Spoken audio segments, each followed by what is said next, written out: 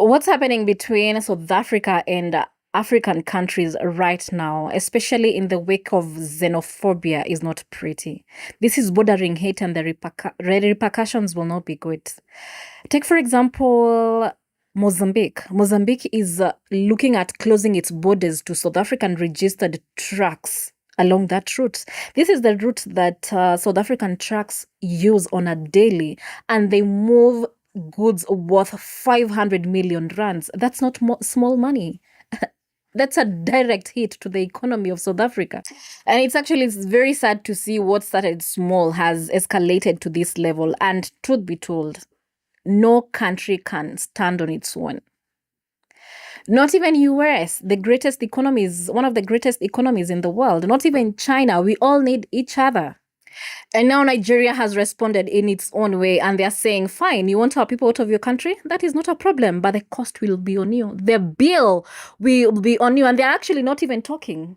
They have acted on it. They are sending a delegation to South Africa to demand for answers, to demand one. They want to demand better treatment to the Nigerians. They want to push investigations into the recent killings, and they want to ask for guarantees that the war will stop. And they also want to talk about possible sanctions should nothing change. They have made it very clear that they have MTN, a South African company operating in Nigeria, and they can revoke the license. They can also lay off South Africans working for MTN and employ Nigerians, especially those Nigerians that have been chased away from South Africa.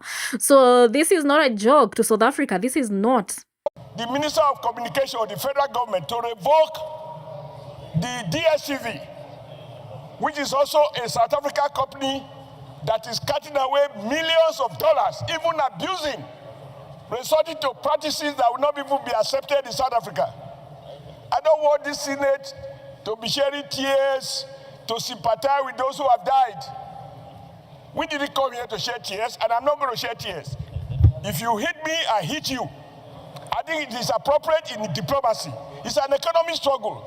What the black South Africans are saying is that Nigerians are taking their jobs. Okay, Nigerians, come home. I take over the job of MTN. Nigerians, come home. I take over the job of DSTV. When we hit back, the president of South Africa will not only talk, he will go on his knees to recognize that Nigerians cannot be intimidated, and we do not condone any war life. The Senate also notes with deep concern that beyond the physical attacks lies a deepening atmosphere of fear, humiliation, psychological trauma, and dehumanization, wherein Nigerians are increasingly profiled, haunted, and treated as though being a Nigerian national alone constitutes an offense. These Nigerians who are in South Africa, they are not there on holiday. They are there to work and to earn. And which kind of job are they doing? There are two categories. Many are traders. Others are doing maybe some high-skilled jobs. So my view is that it is time to reciprocate. This Senate should adopt a position that MTN, a South African company that is cutting away millions of dollars from Nigeria every day, set up a committee to go to the Parliament of South Africa with a parliamentary message from the Parliament of Nigeria. Mr. President, I would recommend that this Senate, after discussing, debating, and taking resolutions, we talk to the House of Reps. They should do the same. And then we have one parliamentary committee to consist of both senators and members of the House. Not the action of revoking any license.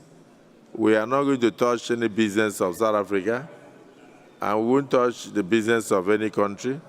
We believe strongly that with diplomatic engagements, these issues will be resolved. But at the same time, we demand justice for those who have been killed, and we will demand reparation, we demand compensation. We believe also that what has been done is unacceptable, not just to Nigerians, but to the international community, and that the international community should hold the government of South Africa accountable. So this Senate views this barbaric action with seriousness and will come up with very actionable plans together with the House of Representatives. What's unfolding right now in Africa is more than politics. It's actually bigger than politics. This is a warning sign. If Africans continue turning on each other this way, we will all pay the price in one way or another. What do you think?